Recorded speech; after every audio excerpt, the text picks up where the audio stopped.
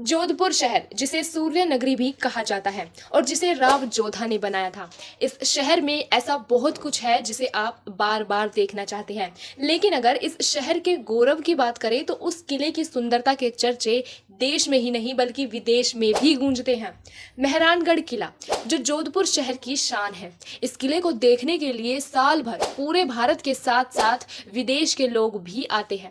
ये शानदार किला 120 मीटर की ऊंचाई पर मौजूद है। इस किले के बारे में ये भी कहा जाता है कि साल 1965 में भारत और पाकिस्तान के बीच लड़ाई के दौरान सबसे पहले मेहरानगढ़ किले को ही टारगेट किया गया था, क्योंकि ये किला इतना बड़ा है कि इस किले की चोटी से पाकिस्तान की सीमा साफ साफ दिखाई देती है।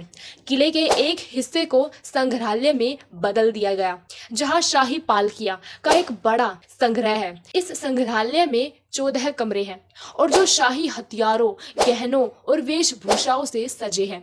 इसके अलावा यहाँ मोती महल, फूल महल, शीश महल और झांकी महल जैसे 4 कमरे भी हैं। मोती महल, जिसे पर्ल पैलेस के रूप में भी जाना जाता है, यह किले का सबसे बड़ा कमरा है। यह महल राजा सूर सिंह द्वारा बनवाया गया था, जहाँ वे अपनी प्रजा से मिलते थे। राजा सूर सिंह, जिन्हें हम सूरजमल के नाम से भी जानते हैं, ये मारवाड़ साम्राज्य के राजा थे और जिनकी बहन जहांगीर की दूसरी पत्नी थी, यानी कि शाहजहां की मां।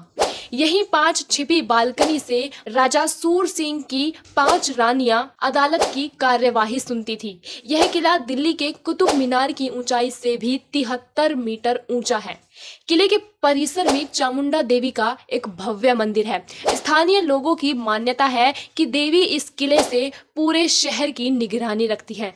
दोस्तों, ये तो थी इस किले की तारीफ, लेकिन इतने भव्य महल किले को बनवाया किसने था और इस किले को बनवाने का क्या कारण था? दोस्तों, उससे पहले हम राव जोधा महाराज के बारे में थोड़ा सा जान लेते हैं। राव जोधा इतने वीर थे कि उनसे किसी की दुश्मनी ही नहीं थी। राव जोधा अपनी 4 कुशलताओं के कारण प्रख्यात हुए। वो थे कि सबसे पहले उन्होंने मेहरानगढ़ किला बनवाया, जिसमें 7 दरवाजों से युक्त विशाल परिसर उनकी शक्ति और वैभव के प्रतीक है। दूसरा, उन्होंने जोधपुर शहर की स्थापना की, जो व्यापार और कला संस्कृति का प्रमुख केंद्र बना। तीसरा, उन्होंने सबसे बड़ा योगदान जल संरक्षण कार्यों में किया, जिसमें उन्होंने कई बावड़ियां बनवाई, जिसके लाभ जोधपुर के लोग अभी भी उठा रहे हैं। चौथा, कि वो बहुत बड़े सेकुलर राजा थे। हिंदू धर्म के साथ साथ वे मुसलमानों को भी उतना ही सम्मान, आदर देते थे जितना कि हिंदू ब्राह्मण को। उन्होंने हिंदू संतों के लिए मंदिर बनवाए और मुसलमानों के लिए मकबरे। दोस्तों, लेकिन हमें दुख इस बात का है कि हमारे इतिहास में राव जोधा जैसे महाराज के बारे में बच्चों को कुछ भी नहीं पता। उनकी विरासत आज भी जोधपुर के वीरतापूर्ण अतीत और समृद्ध संस्कृति की गवाह है। इतने महान, सुशील, संत, वीर, शूरवीर, कुशल राव जोधा ने ऐसा क्या कर दिया कि ब्राह्मणों ने उन्हें श्राप दे दिया और ना चाहते हुए भी उन्होंने एक व्यक्ति को अपने मेहरानगढ़ किले में जिंदा चुनवा दिया। दोस्तों, वीडियो में आगे बढ़ने से पहले आपसे गुजारिश है कि अगर आपको ये वीडियो अच्छी लगे तो चैनल को सब्सक्राइब जरूर करें। दोस्तों, ये कहानी है 565 साल पुरानी, यानी कि सन 1459 की। इतनी पुरानी कि वास्को द गामा ने भी भारत का कूच 1497 में किया था। ऐसा माना जाता है कि मेहरानगढ़ किले की नींव एक ऐसे व्यक्ति की कब्र पर बनी है जिसने एक अभिशाप से लोगों को मुक्ति दिलाने के लिए अपने प्राणों की आहुति दे दी। माना जाता है कि पुराने समय में यहाँ एक राजा हुआ करते थे, राव जोधा, जो जोधपुर के पहाड़ पर भव्य किले का निर्माण कराना चाहते थे। अपनी इसी इच्छा को पूरा करने के लिए उन्होंने इस पहाड़ के निवासियों को हटाना शुरू कर दिया। सभी ने राजा की इच्छा का सम्मान किया, लेकिन एक संत को यह बात बुरी लग गई। वह यहाँ पर चिड़ियों को दाना डालते थे, इसीलिए उन्हें स्थानीय लोग चिड़िया वाले बाबा के नाम से बुलाते थे। उन्हें राजा का ये आदेश इतना बुरा लगा कि उन्होंने राजा को श्राप दे डाला कि अगर उन्होंने पहाड़ पर अपना महल बनवाया तो उनके राज्य में बार बार सूखा पड़ेगा और सब कुछ बर्बाद हो जाएगा।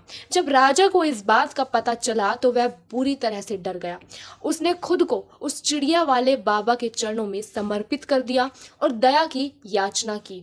वह संत अपने कहे हुए वचनों को वापस नहीं ले सकते थे। ऐसे में उन्होंने अपने दिए हुए श्राप से मुक्ति का एक उपाय सुझाया।